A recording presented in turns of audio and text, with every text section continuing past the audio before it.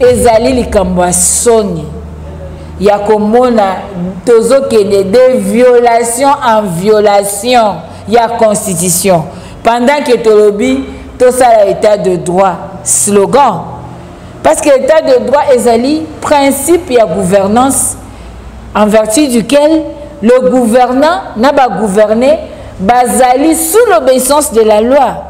État de droit ni koloba strict respect à loi. Juge alobi nga mandat na ngezana na kokende te.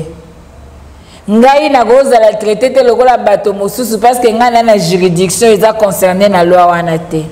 Oyo pe a commis apesi article alobi tozo assister na ba scène de ménage. Tokomi komona nini juridisme.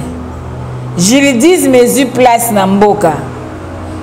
Oya alobi ngande juriste ezalaka boy. Oyo kuna alobi ngande juriste ezalaka boy. Dans l'entretemps bato balobi ete bango basengeli nano bazala. Mais bosi botiaki bato mosusu wana ekozala ndenge nini.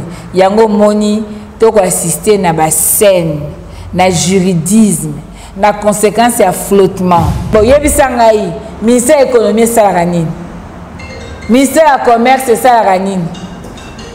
Yebisa ngai parce que tolingi siko to bandoza makambo nyonso kaka terre à terre on dirait toi na ba parlement debout. Ce n'est pas ça, c'est la vie de tout un peuple. C'est la vie de tout un peuple. Ata lelo tozi autant de millions totier to sombi ba dollars. Le fait que tozo produire té et sa solution éphémère. Mais on a besoin de solutions durables. Des solutions durables pour nanini peuple à se retrouver. Vie est comme intenable. Peuple a souffrir. C'est quoi banda kwa batu. Touti na confinement. Na makamba soit disant Covid. Confinement. To banda boye ba komi ko skoke peuple na dollar. Koloana ezali rupture. Auto sali na silence. Te pelisi bougie pour te lobby nous maintenant la flamme allumée. Désormais beaucoup bon mabiso lisusu le quoi banyamate. Désormais tes histoires na biso na maboko. Les ténèbres ne régneront pas toujours. Ngonga ekoki biso ba imboka Congo to ko yebisa eza na communauté internationale, eza la ba multinationale, eza la bana nyoso ya Congo ya Afrique ya ba continent nyoso ba été génocide de salama na Congo, pe de lo congolais a telemi pona ko yebisa mokili mobimba ete eza sentiment révoltant oyo biso tozana yango pona ko mona makina na biso ko bana kotanga. Problème na biso ezali ko bundisa moto te. Problème na biso ezali nde ko bongo la système ezo kamba ba institution. Ce qui système wana ebongwami tozongi na maponomi anticipé nde tokozwa bato bauti na peuple bakozala redevable na peuple nde mboka kokende liboso. Likamba dollar eza escroquerie. Ezali escroquerie financière, bazo escroquer peuple congolais. Na bandeko nyonso balingi kokanisa ete économie eza masola parlement debout. Économie ezali likamba parlement débouté. Makamba dollar ezali makambo eza technique. Yango la tozoloba amateurisme ezali lisumu. Flottement ezali mabe. Esengeli tozwa les hommes qu'il faut na ba place qu'il faut.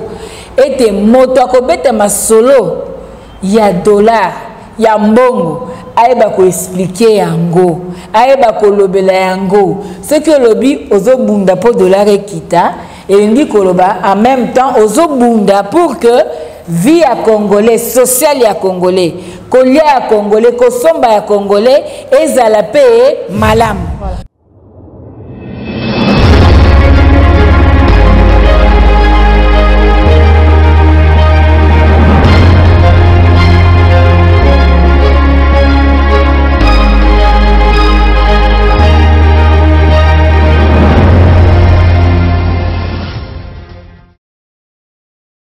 Et c'est encore quand on a bino na merci na bino pour la confiance vous allez renouveler na kati la chaîne de vérité plus clair télévision merci na bino pour te boyambi biso sous lelo merci na yo papa la yombe ozami si ma caméra merci na bino so ba congolais o vous allez ko benga biso mikolo nyonso pona kotalisa biso pe kosunga biso na mosala vous allez ko sala pona changement total ya mboka na biso République démocratique du Congo voilà et nous nazana esengo vraiment c'est la toute première fois pour nga Joël Kombe mais na plus clair télévision les alliés déjà azali mo mesenia plus clair télévision to solana elelo azali moko ya ba communicateur ya la muka P4 na kati ya décidé ya président Martin Fayulu actualité politique azali ko faire couler beaucoup donc et ça livre sans plus tarder na kopesa mbote bonjour maman Chantal bonjour ndeko Joël mbote na baimboka nyonso na Congo na intérieur pe na diaspora mobimba voilà maman Chantal bonne santé na yo c'est vrai mes condoléances au Koufelaki mais quand même santé ça va.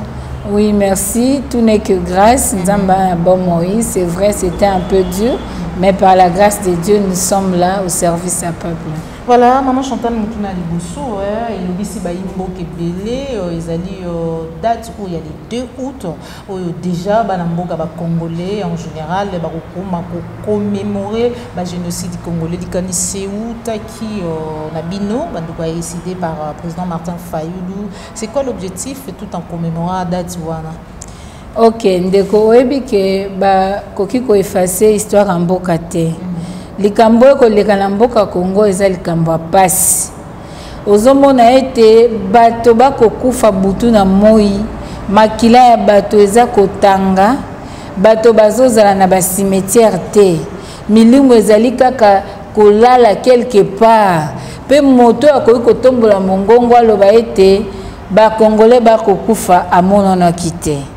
Eza likambo pasi poso ki to bandina no 1993 toyebi di solo toyoka ndenge bandeko na biso bauta baya toyamba bango comme pays hospitalier mais tokomi na 97 toyebi biso so ndenge guerre ya AFDEL eyaki pe na 98 le 2 août toyeko mona ndenge nini agression ngo ko salema eza na Kisasa eza na Mwanda eza na mboka mobimba Congo eningani makila ya bato esopani. Ce que na ba rapport ebelo comme na bazolo bela 6 millions, bamsu 8 millions, bamsu 10 millions de morts. O baimboka bakufi, batangi moko kino 10 millions de morts.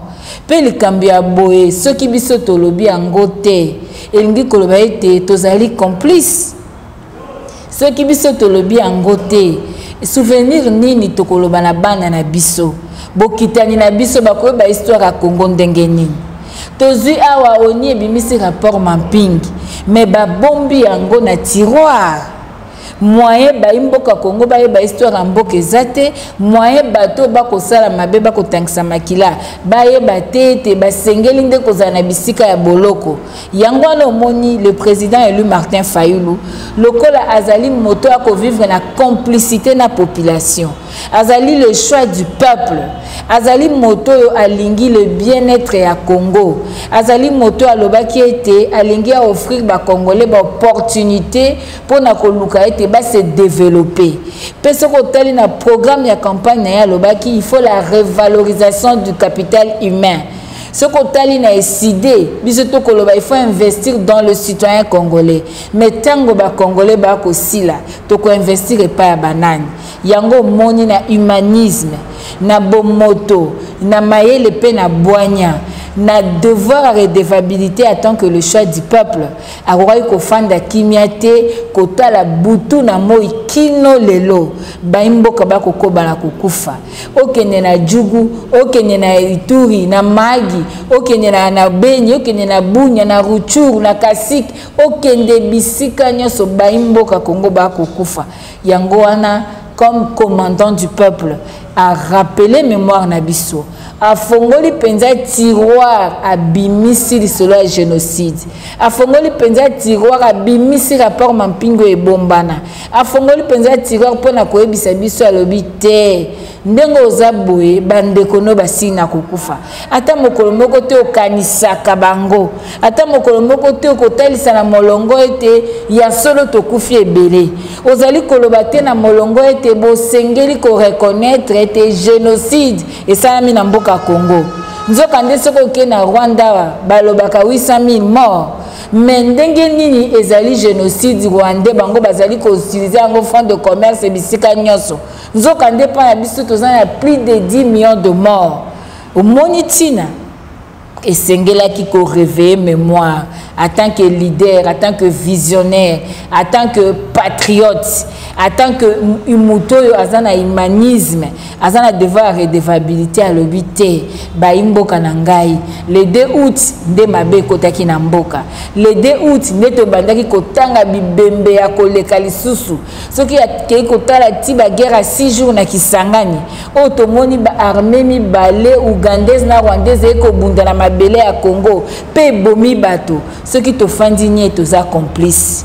Ceux qui te bossani, tous à la complicité. Ceux qui te font di kimia, tous à ba médiocre.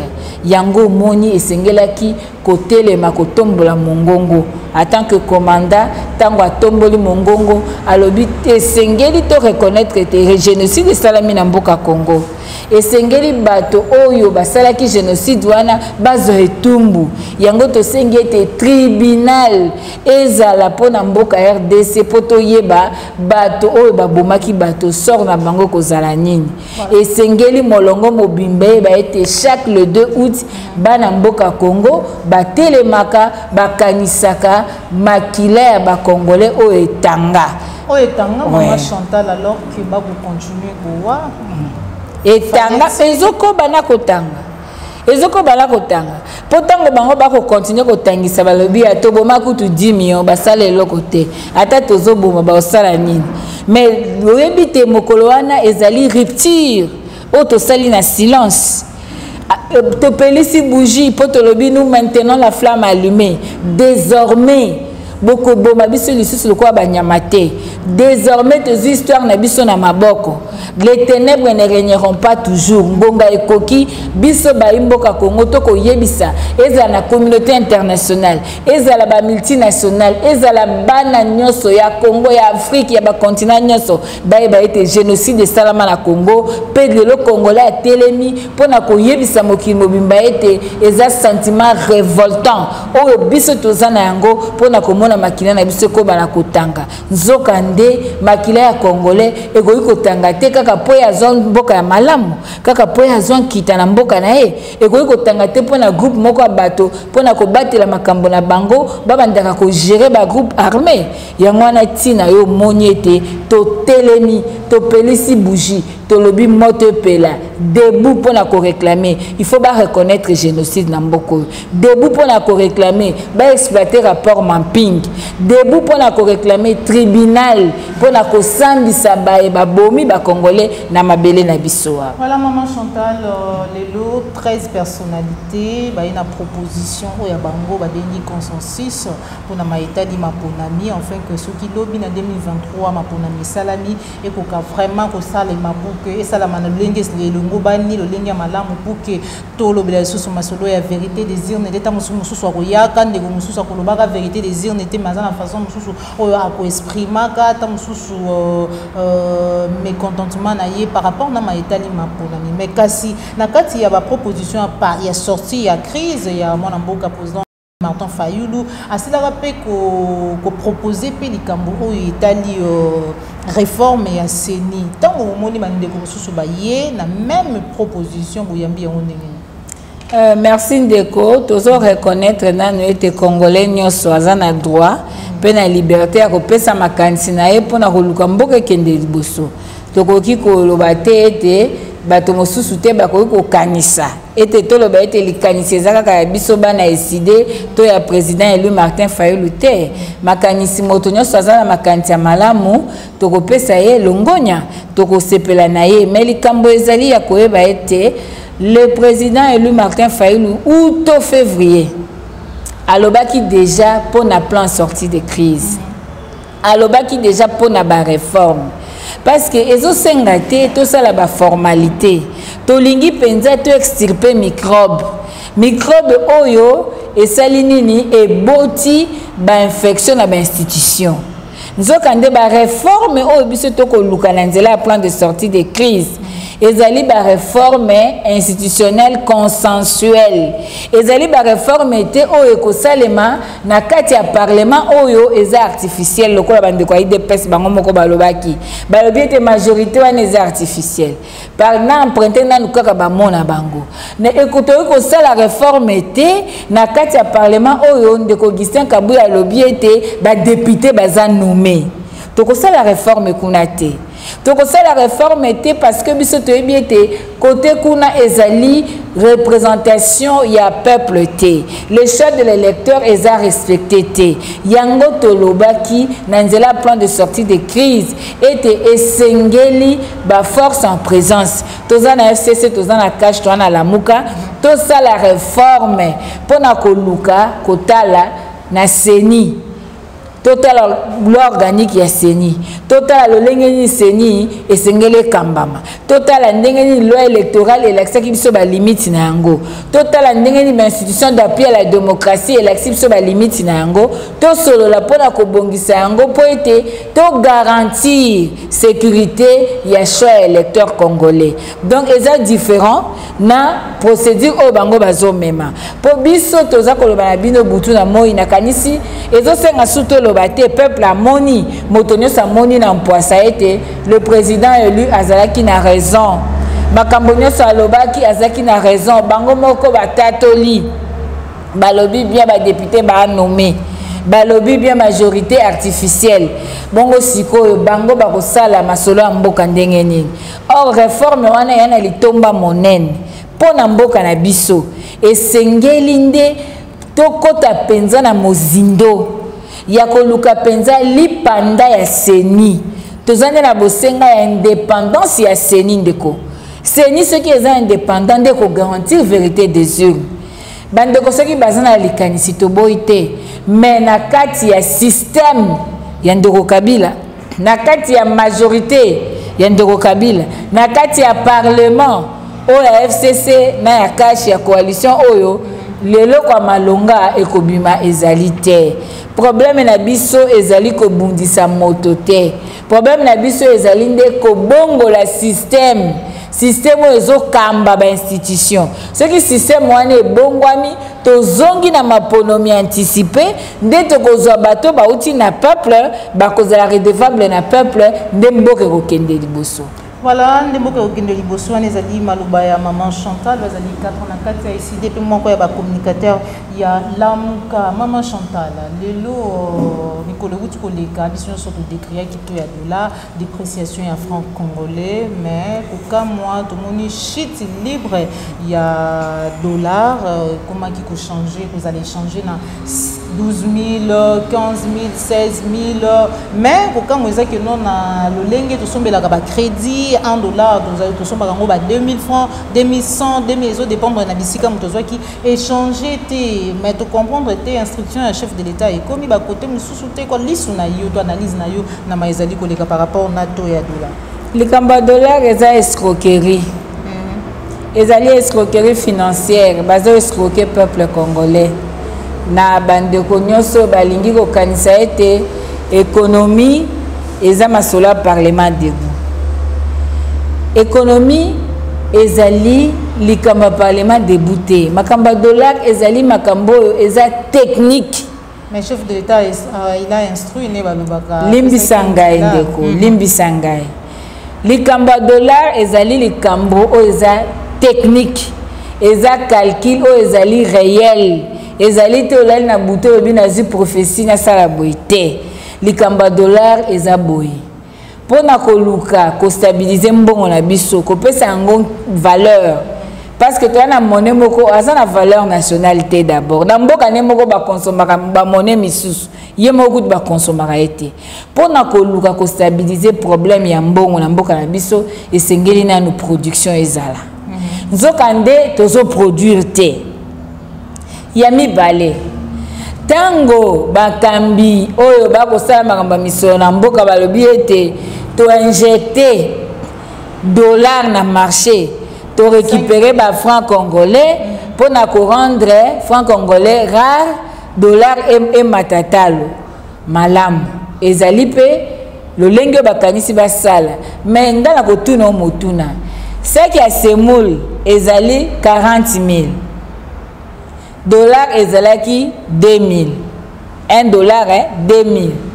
10 dollars 20 000. Et l'ingolo ce qui a semoule ezalaki na valeur ya 20 dollars.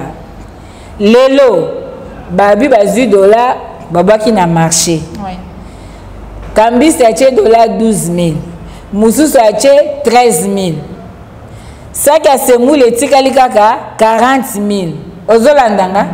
Ce qui dollars est à 13 000. Ce qui a semoule 20 dollars est à 36 000. C'est-à-dire mutu oyo azo somba semoule somba ngona 20 dollars comme somba ngona 23 point quelques dollars. Est-ce que vous comprenez nga? Bon, expliquez nga appréciation franc congolaise. Appréciation ça. Parce que consommateur ou les peuple azo souffrir, azo vivre au tobe na érosion financière na poche na e. Ou les abimisa 20 dollars asomba semoule. Ce qui dollar ekiti aki osomba semoule elingi koloba il faut tika na mbongo. Mais au contraire, il faut baksa sous 3 dollars. Pas à ça qui a semoule abandos dans la 20 dollars. Wana ndoko betela so masolo ke dollar ekiti. Ozomona yango to lobi to tika ko sa peuple. Likambo ya dollar eza likambo ya parlement débouté. Eza likambo propagande te. Eza linde likambo ya bato mayele, ba bongo efandi, batali eloko nye sengeli to sala. Peuple a souffrir. Tozana bosenga ete peuple a vivre vie o elongo bani. Mais yo ko ebisanga lelo. Dollar ezalaki 20. Moto bako futa ye na to ya 90. Dollar ekiti 13 000 ce qui est kiti. Ponga na ebiso ke na moni déjà ba pancarte na zo ya 18 500. Lobi ba chaki 12 000. Lelo komi 18 500. Pona ko laksa ke bazo yiba peuple. Siko muto ba futa ka ye 92 000. Dollar ekomi 13 000 na hypothèse yo lobi eza 13 000. Dollar 13 000. Muto ana 92 000. Franc congolais eza apprécié ou bien eza déprécié pona. Yango na tozoloba amateurisme ezali lisumu. Flottement ezali mabe. Esengeli tozwa les hommes qu'il faut na ba place qu'il faut. Ete moto akobeta masolo ya dollar ya mbongo ayeba ko expliquer yango ayeba ko lobela yango ce que lobi ozobunda po dollar ekita elingi koloba en même temps ozobunda pour que vie à congolais social ya congolais kolia ya congolais kosomba ya congolais ezala pe malamu. Donc ce qui dollar est commis 13 et loko nyoso ezalaka 10 dollars esengele comme à combien 13 000. Nzokande na marché soko kei lelo pa ba indo pakistanais et loko bateka ka ba 10 dollars. Tango dollar est comme okita ba 13 000 15 000 ba comme ça en francs ba 20 000. Bon yebisa ngai ministère économie saranine. Ministère du commerce c'est ça la ranine. Yebisa ngai parce que to lingi siko to bando za makamyo soka à terre on dirait toi na ba parlement debout. Ce n'est pas ça, c'est la vie de tout un peuple. C'est la vie de tout un peuple. Ata lelo tozi autant de millions to tie to sombi ba dollars. Le fait que tozo produire té et la solution éphémère. Mais on a besoin de solutions durables. Des solutions durables pour nanini peuple à se retrouver. Vie est comme intenable. Peuple a souffrir. C'est quoi banda kwa batu. Touti na confinement. Na makamba soit disant Covid. Confinement. To banda boye ba komi ko skoke peuple na dollar. Kambisa komo tia prix nyoso ya lingi. OK awa okuti 16, kuna 12, côté 10, tout ça. L'état azali bien zate. Est-ce que Kambiste mutakomo pesa loi na mboka? Pour finir, Maman Chantal, tout le bel Maïtali réforme, on voit bien en réforme, de toute façon, après l'ordonnance, l'autre lobby, et ça là qui bongo au magistrat, on va prêter qui serment, bien que na kati ya ba au banuma qui mi balé, ba sidi ko ya ko prêter serment. Le banayo par rapport à la réforme déjà que ça là. Bon, merci. Naganisi réforme basaka ngote. Tokaki masola o réforme abo la mboka place ekei. To lingi biso to extirper microbe. toboyi ba fantaisie ozolanda toboyi biloko on dirait to na ba campagne électorale té. On gère un pays en respectant ba normes, ba principe ya gestion. Tokoyi kolamuka te na tongo olali oloti lobiti na lotaki koko yebisinga to sala buté. Mboka ezaka na ba norme ya gestion. République eza ya mutu moko te eza ya bato nyonso. Esengeli ekambama selon ba norme. Biso to constater lokola yo ete toyokaki ba nomaki batu na ba cour constitutionnelle na ba cour de cassation et consort to constater pe lokola yo ke ba mosusu balobi ete ngonga na bango na cour constitutionnelle silaki na note esengelaki ba ko bana na musala ba mosusu pe balobi ete te esengelaki bazala déplacer to komi ko mona nini juridisme ezu place na mboka oya lobi ngande juriste ezalaka boy o kuna lobi ngande juriste ezalaka boy dans l'entretemps bato balobi ete bango basengeli nano bazala mais bosi botiaki bato mosusu wana ekozala ndenge nini yango moni toko assister na ba scène na juridisme na conséquence ya flottement conséquence ya matérisme ezosenga biso tozonga na plan de sortie de crise. Tout ça là, ba vraie réforme. Tout toucher ba vrai point. Tout affronter les vrais problèmes. Poto luka ndenge nini ya ko bongisa yango ko zonga na ba élection pour que mboka ait décollé. Nyonso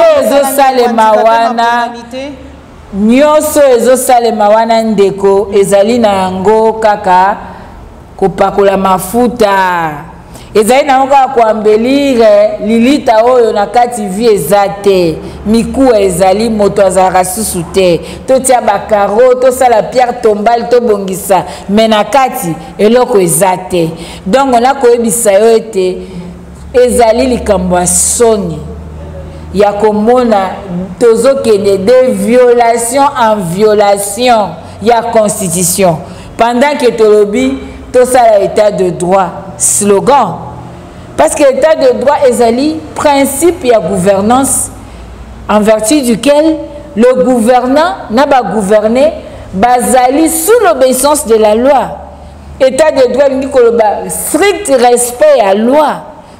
Juge alobi nga mandat na ngezana na kokende te ngai na goza la traité te lokola bato mosusu parce que nga na juridiction eza concerné na loi wana te oyo pe a commis apesi article la Bible tozo assister na ba scène de ménage na ba conflit ya des conjoints et commis ko bebisa mboka mobimba yango il est temps pour te sauver nation.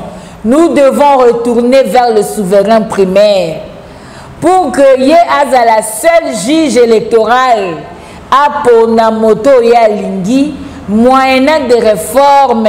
Ba réforme biso tozoloba ezali ba réforme yo to fandi to sololi to tali Cour constitutionnelle 2006 2011 2018 et la kisibiso makambo elongo banité to sala nini seni et sali boye to sala nini pona bolingwa Congo to sala ndenge nini to yokani nde to kei ensemble et pas ya souverain primaire aponi moto ya lingi pona koluka ko faire décoller mboka mais soki to ko banda ko sala kaka ba juridisme oyebiso ko zo balisa mwana nanda kuno balisa mwana tata mwasi a été mama papa leki a été libala wana eza ndenge nini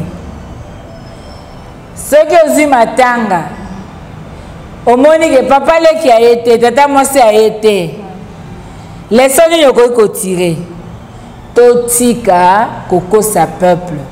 Mon pays va très mal, nous devons nous réunir.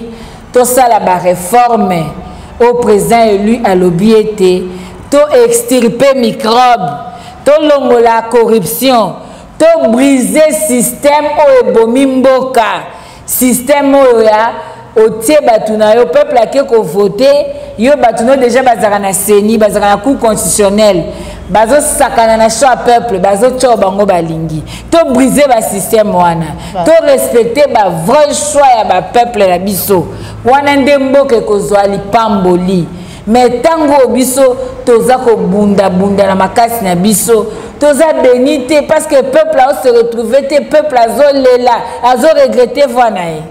Merci beaucoup maman Chantal tout comme na sous émission na biso message na yo na mo pousser na ba union bazwi libaku ya kolanda yo mkono mwana le numéro ya téléphone pour na ba kozana bosengana. Merci beaucoup message na mo pousser ezali chaque le 2 août il faut que kanisa ete génocide salama à Congo. Il faut que ganga butu na moi molongo mobimba bae ete génocide salama à Congo et sengeli communauté internationale reconnaître yango. Et sengeli to senga tribunal pour na makambo etali mboka Congo pour bato basali mabe bisika na bango eza en liberté te. Et sengeli biso bai Congo to bunda pour que ba réforme ya solo salama na mboka. Pour que le plan de sortie de crise à la respecter, pour tout faire décoller mboka na biso. Bana Congo, bomi pesa te na ba distraction. Bomi pesa te na ba makambu oyo ba scène à ménage. Boye ba ete Congo za mboka na biso esengeli to telema to bunda pona Congo. Na ko sukisa na ko yebisa bino ete soki ozobalisa mwana papa leki ayete, tata mwasi ayete. Laissons nous retirer. Ce qui peut couper, tata moi c'est a été, papa le qui a été, laissons nous retirer. Tout ka roko sa peuple. Et si quand maël échoué, to luka boanya. Yango président Eli, a luka qui sagesse à roi Salomon. A lobina mona Congo nangai, to kenye la plan de sortie de crise pour que le peuple congolais a la respecter. Merci beaucoup maman Chantal pour nous répondre à l'invitation à Bisso. Merci beaucoup la Yombe. Aux hommes qui sont ma caméra, merci pour l'accord Pima Afrique, sans oublier Christian Boupaté, référendum, autorité morale depuis Paris. On se retrouve pour un prochain numéro toujours sur la chaîne de vérité. Cette émission est terminée. Au revoir.